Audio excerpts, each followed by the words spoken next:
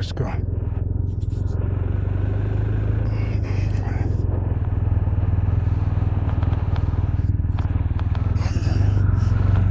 A little bit filtering it, I guess. And we knew we'd have to always jump out here. Always, it's never not busy here, I swear.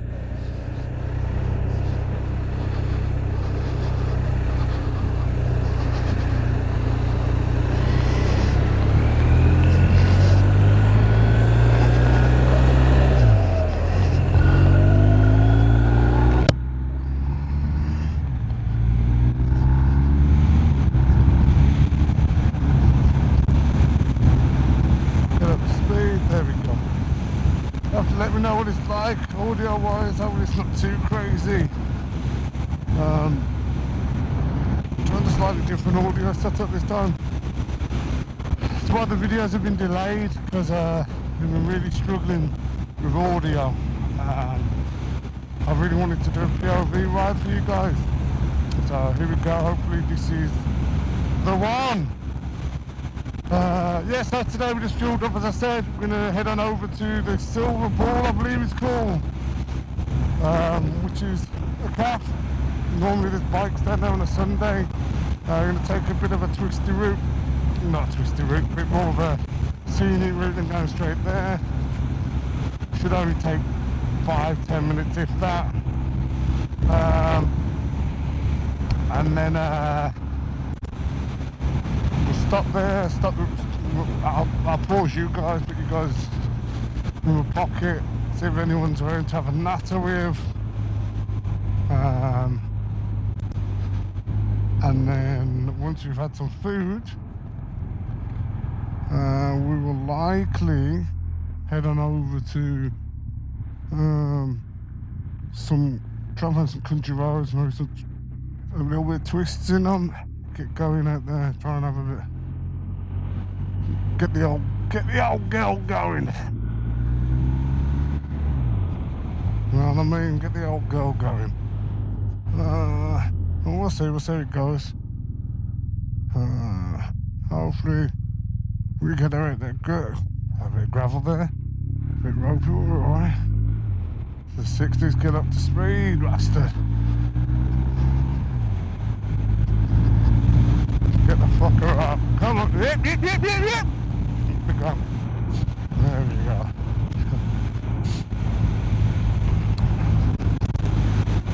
Alright, this is a bit of a... This is just a straight, but what's good about this road, it's a bit bumpy, so what I'll do is I'm going to talk to you guys about the adaptive suspension this has got. I'm not going to get into technical details, I don't know, but basically it's got electronic suspension. Changes what it does. I'm riding currently dynamic. I always ride in dynamic because I feel like I got more connection to the road. As you can hear, it's quite bumpy. What I'm doing, I'm going to change it to road on the fly, on the same kind of road, and so then you can hear the difference, okay? Just this button here. There we go, switch it to road. Let's see what it's like. And as you can tell, it's already smoothed out the voice a little bit, right? There you go. It still has bumpy, still is undulating, but much smoother for a ride. But I do feel slightly detached from the road. Whereas when it's in dynamic, let's go back to dynamic, I feel more attached. I don't know how to explain it, but I feel like I've got more contact on the road. I probably don't, but it just feels that way. But yeah, back into dynamic. It's nice being able to stop it on the fly, and I do use road occasionally when just if I'm pottering around like a city town centre or something like that. But yeah, so my thoughts on the bike so far, unfucking believable. I must have done, what have I done on it? I must have done coming on to 1,000 miles, I guess, or on the way to that. So what do I like about the bike? I like the quick shifter. I find it buttery smooth when accelerating. Third, fourth, from to fourth to fifth to sixth, buttery smooth. I find downshifting, no matter what, is lovely. You get some lovely noises out the engine and exhaust as you're slowing down. But I really like the quick shifter. I like the adaptive suspension, I like the quick shifter, I like the heated seat. The heat grips are pretty good. I must admit, as it's my first, you know, I've only been riding since October. I've gone through a few pairs of gloves, and I'm probably going to end up going to another pair because I think I need heated gloves. I'll be honest. But we'll get there. I've brought a new neck gauge that's wind and waterproof, which is a Klein one, and then I just put a normal neck gauge through it. That stops the bite on my neck. That's been good. But the bike, fuck, I meant to talk about the bike. My bad, sorry guys, went off on a bit of a tangent there. The bike has not let me down. I threw a lot at it. I have travelled in all weathers, including pretty strong winds. No, actually very strong winds. Actually winds that were very strong enough that got my test cancelled when I was doing my direct access. Stronger than that, and rain has been horrendous. But we don't mind. We keep on going. The bike hasn't wavered. What I will say, what I think about the bike is I think this front screen might be throwing a bit of wind in my face. Again, I'm still so new, so I can't really tell you, but it feels that way. This bike has got more than enough grunt and top end to do any kind. Oh, that was a bit vicious, that. All the riding I need to do. I'm thinking about buying some panniers for it. Panniers and top box to allow for my commute a bit easier. Because the bag's all right, but I don't need it, right? So I'm going away with it riding with a bag. That'd be nice. What else? I didn't like the turn by turn. The turn by turn was fucking shit, I'll be honest. Really bad. Not a fan of it, hence why I've got this. So what I've gone and brought is the Sync 550B. So I had the Sync 550 on my R90, which was just come with its own arm. This is the 50B, which just fits straight into the BMW cradle. And honestly, as you can see, it's really slick. It looks really slick. It fits really slickly in. I've got waves on it at the moment. When I'm starting to get into using waves a bit with the bike. I love it. And I've only a short while, but I'm really enjoying that, and it's better than the turn by turn, so that's helped me there. Quick grip shift, I see, ready? Smooth as butter, see? Third spot, always smooth, as long as you're applying a bit of gas. What else do I like? What else didn't I like? So we talked about that.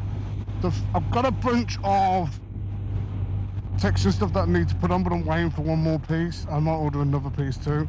So I've currently got a front mudguard extender that needs attaching. I've got a front engine plate protector too that needs putting on, radiator protector that needs putting on, and some bungs for the big gaps in the frame, cover the bolt, keep them in better condition. And I've also got a mud sling for the rear back tire as well, to stop that shit getting thrown against the rear shock. And then I also got some Wunderlich cylinder heads coming. They're all black. I got them all black because then it will help with the black aesthetic since the bike's triple black. And I also want to buy a rear hugger. I want a rear hugger because I want because it throws all its shit up and over onto the back seat, the pillion, and me, right? So I want to try and stop that. Well, we'll get there on that.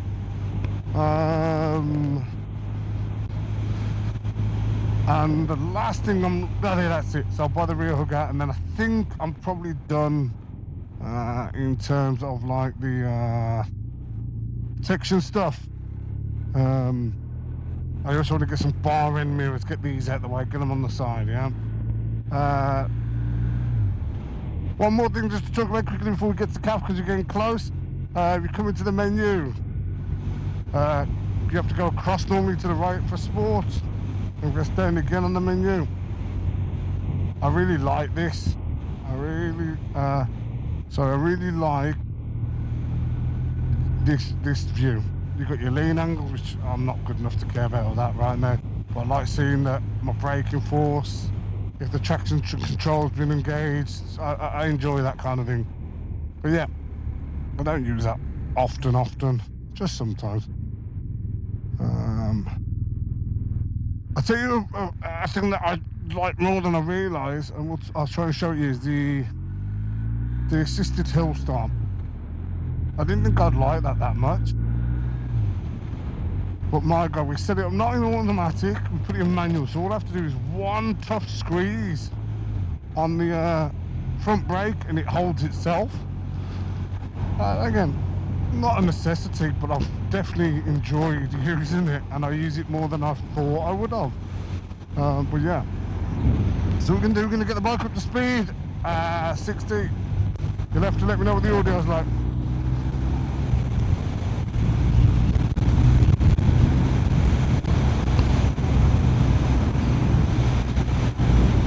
I mean, I've got a little noise in the helmet.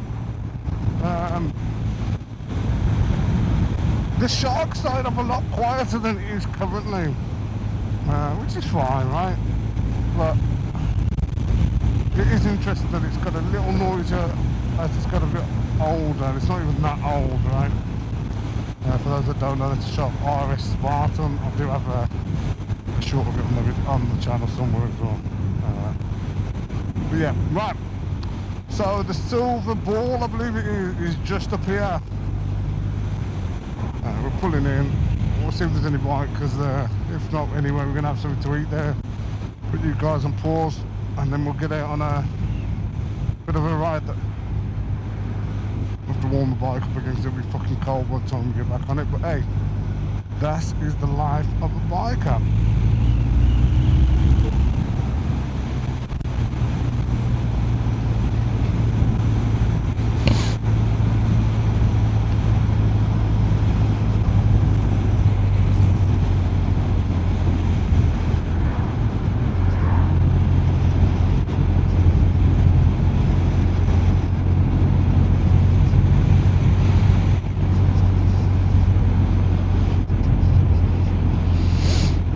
Look, some bikes up in here, you know.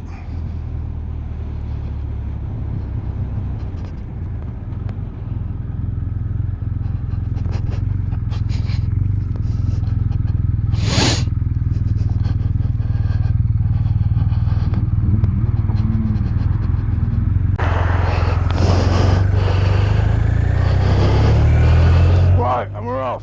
Right, so guys, that was the Silver Ball. What do we have? We had a set 2 there, which was one sausage, one bacon, some chips, beans, and a slice of fried bread. I also had a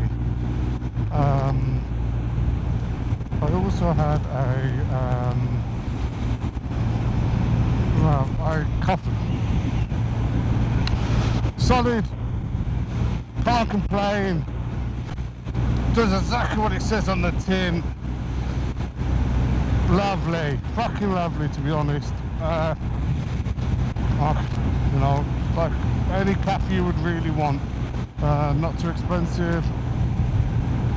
£8.50 I think the set 2 was, and then a couple of £3 for the coffee probably.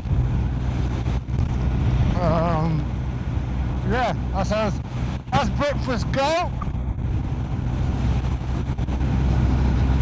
I'd give that a solid 7,000 RPM out of 10,000. The fried bread wasn't too greasy. The chips were crunchy on the outside, crispy on the outside, and you know, not fucking overcooked.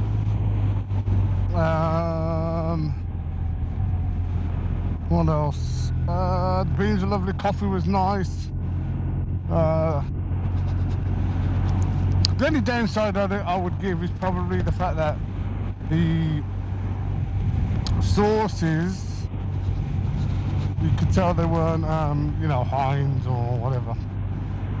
But that's you know, that's not just a them thing. That's most cafes because they're quite expensive on the sauces. But yeah, 7 RPM out of 10,000. So pretty solid as breakfast goes, to be honest. It's like that a little bit. Cars up my ass, though. That's on them.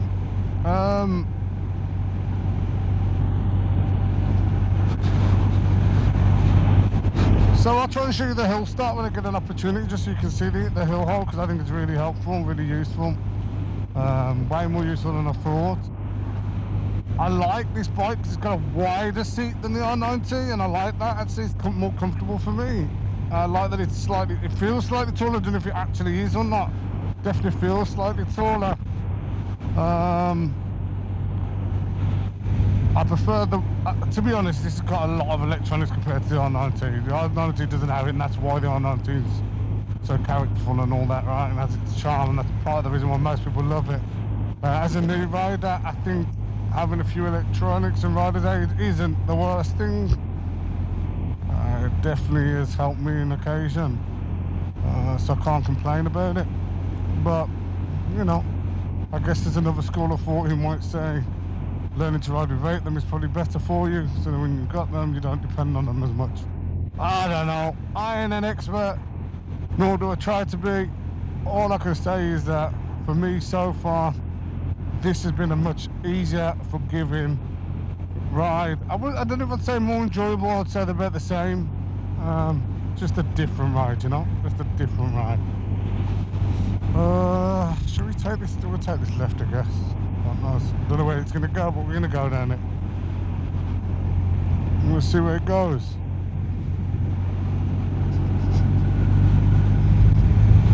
I'll get up to speed, and it is a 60.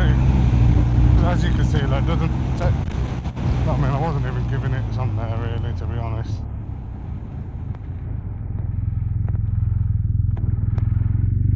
I was just giving it, you know, just a 30. Right, okay, so I actually don't know where I am, so what we're doing, just gonna go a bit of an explore on the way home. So we talked about the bikes, talked about what I like, some of the questionable bits. I'm in the UK, it costs about 17 to 20 quid to fill the tank up, I guess, from almost empty.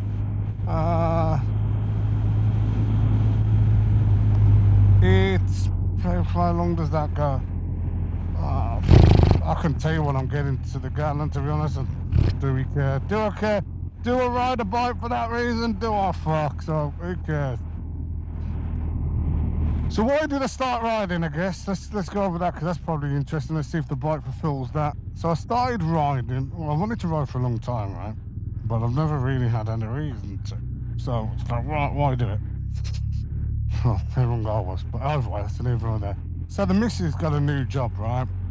The missus has got a new job, and it requires her to need the car 3 times a week. And we only have a driveway for one car. We can park in front of the drive. It's just all awkward, and I hate the idea of fighting with people for car park. You know, all that shit when it comes to that. But we have a garage that isn't big enough for, a garage that isn't big enough for a car, classic. But obviously you can fit a motorbike in there. So I was like, fuck it, let's get a motorbike. I'll get a motorbike. I can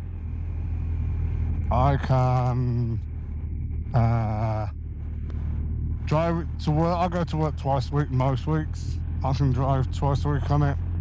I've got somewhere to park it. It means I can park near my office instead of at the car park and catching the bus like we have to my office.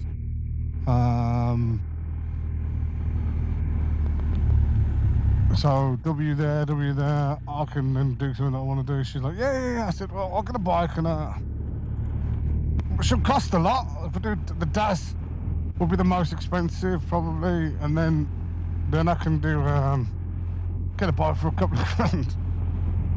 Anyway, you know, 1 days later, an R19 to an R1250R later, we're quite a few G's in than what I originally promised her, which you can imagine.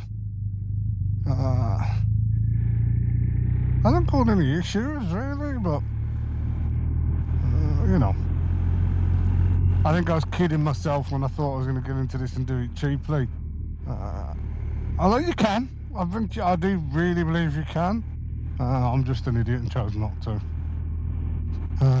Some people have commented on me having an R90 as my first bike and then trading that in and getting a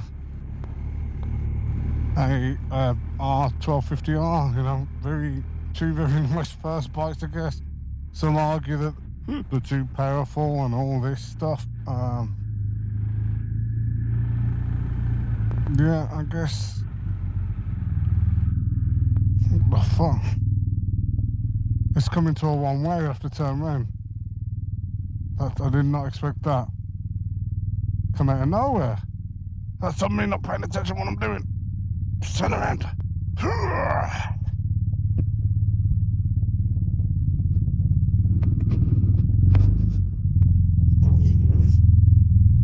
Oh. Why am I catching my leg on there? Have a look at that in a bit. That'll be why ways were telling me to turn around. It's alright. These things happen, alright? I just got a through road, do you think? Should we have a look? We'll have a look through here. This is lovely now. No through road there, at least. This is lovely.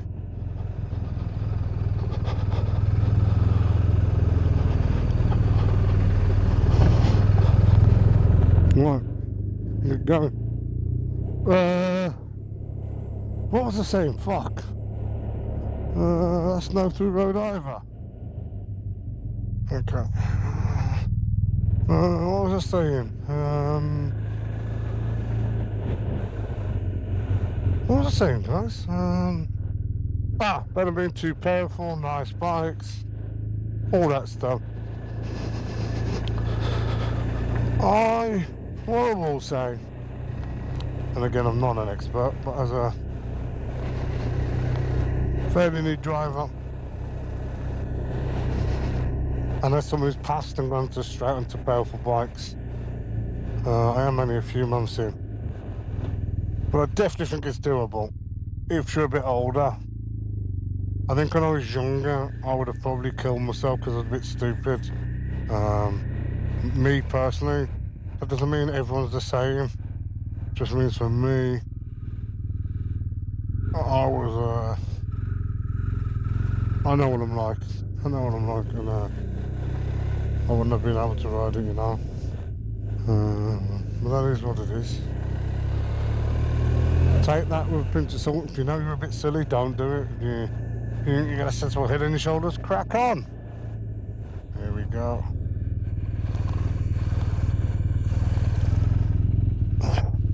Back up front.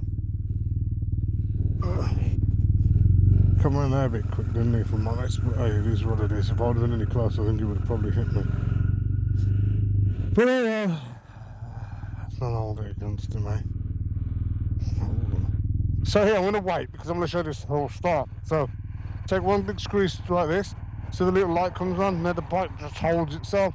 And then when I start to pull off, accelerator, open the clutch and apply the throttle, just lets off. And it just makes for what I'll start on exactly hard, but it definitely makes them easier.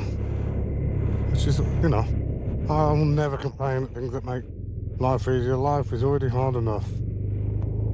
Right.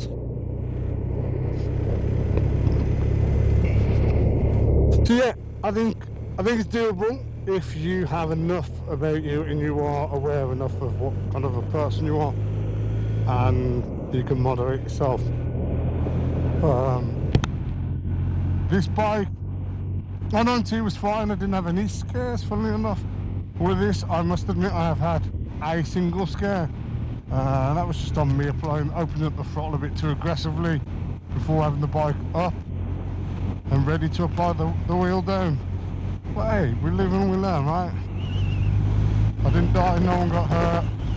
The back end did kick out at about 30-40 mile an hour, stepped out, bit of a wheel spin. I had to get my foot down, I had to get my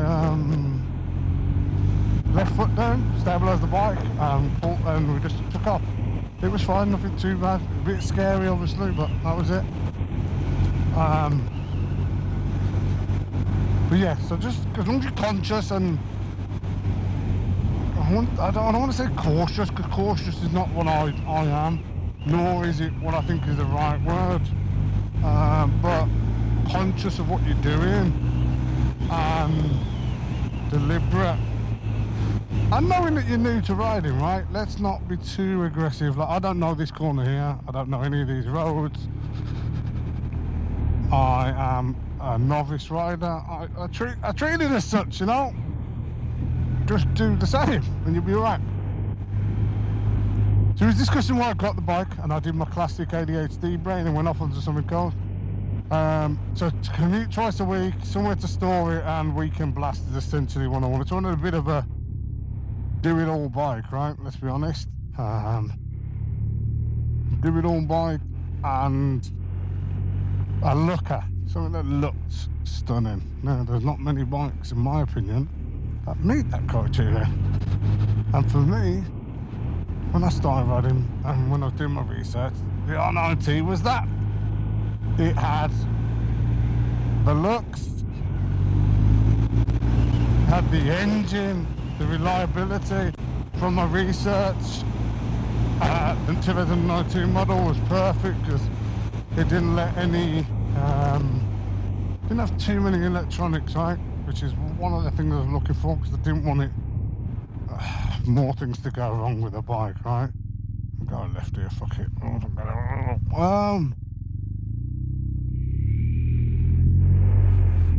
So there was, reduced electronics, but enough on the 2019 model to still keep me safe.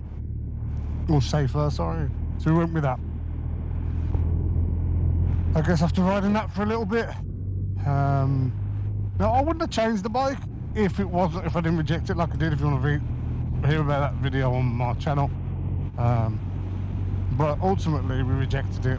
Now I wanted something similar, but a bit more modern and a bit more of a refined ride, I guess. I had the rawness.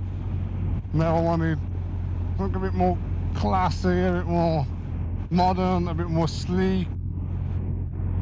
And I think this has delivered on that. It is for me, and again, take this picture up because I'm not an experienced rider. This is the R90 businessman version. Right, so I guess there's the R90 is fucking lovely, right? It is absolutely lovely. Oh, what's going on here?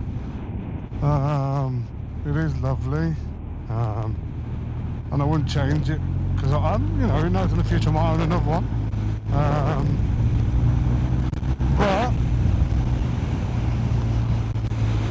But it is, I would say,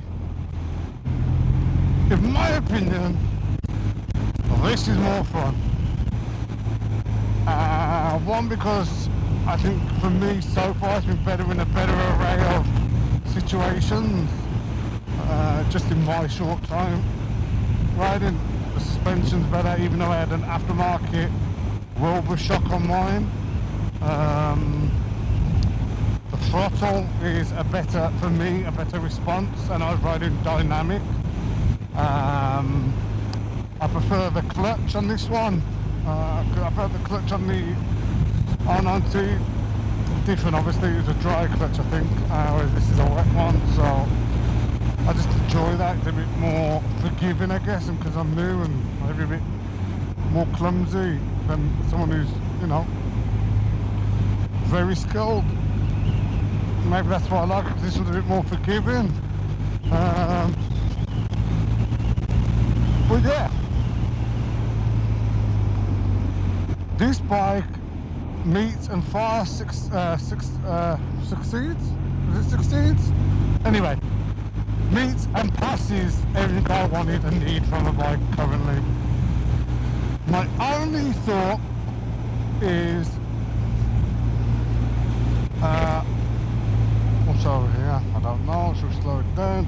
I would like to give the RS version a go. Just to see what the fared version of it's like, or the semi-fared at least. Because, oh, we need to get another gear, my bad. Although the wind doesn't bother me, it doesn't bother me at all. In fact, I quite like it.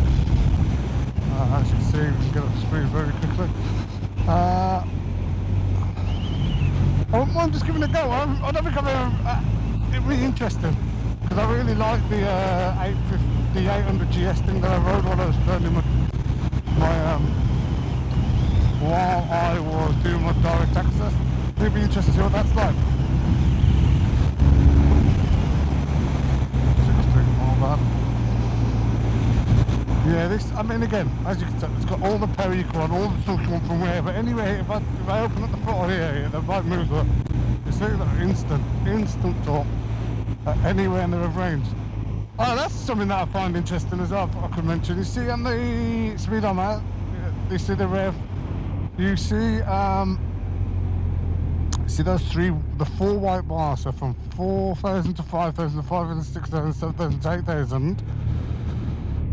They are the power band. So when you're in that, the bike behaves very differently, and I'll show you. Look, so here it's kind of a bit lazy like this, right? A bit lazy. The engine sounds lazy, doesn't it?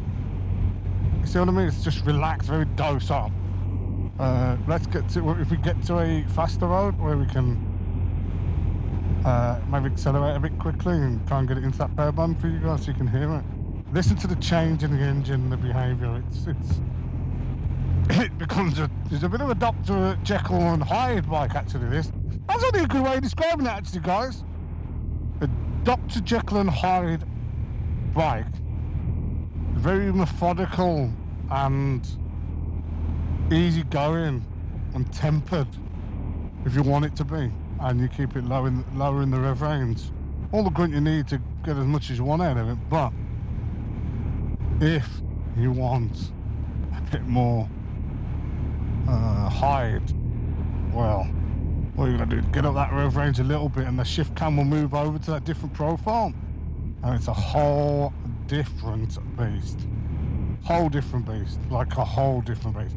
Comes an absolute fucking monster. We'll see. Let's see if we can get to a road where I can maybe give you a little bit of a, safely obviously and legally. So we need a quicker road and we need space to do so. I'm not, like I said, I'm not a fucking idiot anymore. Well, some might disagree, but I'm not. Am I trying to convince myself there? I think I might be. Let's go back to the second hand one. It's more easy enough. Open the visor a little bit. Well, that's one thing I noticed. So one thing on the R90, I could have my visor open and my eyes are fine, right? But I think because of the shield, it sends the wind straight into my visor gap, straight up ahead. So even at this low speed, I'm struggling to talk and it's making my eyes work. So I think it is a pain, but we'll figure that out, I guess. Watch. Hear the change in it. Hear the change. Crazy. Did you hear the change in that? The bike really wanted to behave a bit differently there. Oh, it's okay.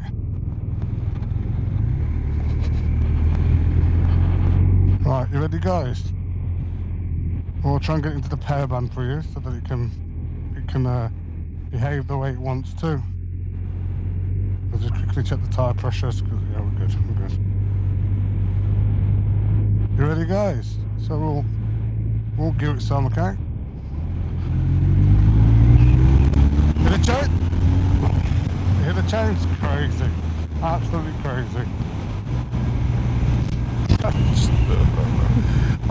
can't do much about it. You know, the bike is, as you can see it can be, watch, we're cruising along 40 mile an hour, 13 fourth gear. We'll give it a little gift. Ready? That's 60 before you fucking know it, so. Right! Guys, I think we'll call it there. What I'll do is I'm going to stop talking. I'll record the rest of the ride, or a bit of the ride, while it's interesting, and we'll wrap up. I appreciate you all for staying. If you've been here this long, like, comment, subscribe, helps the channel grow.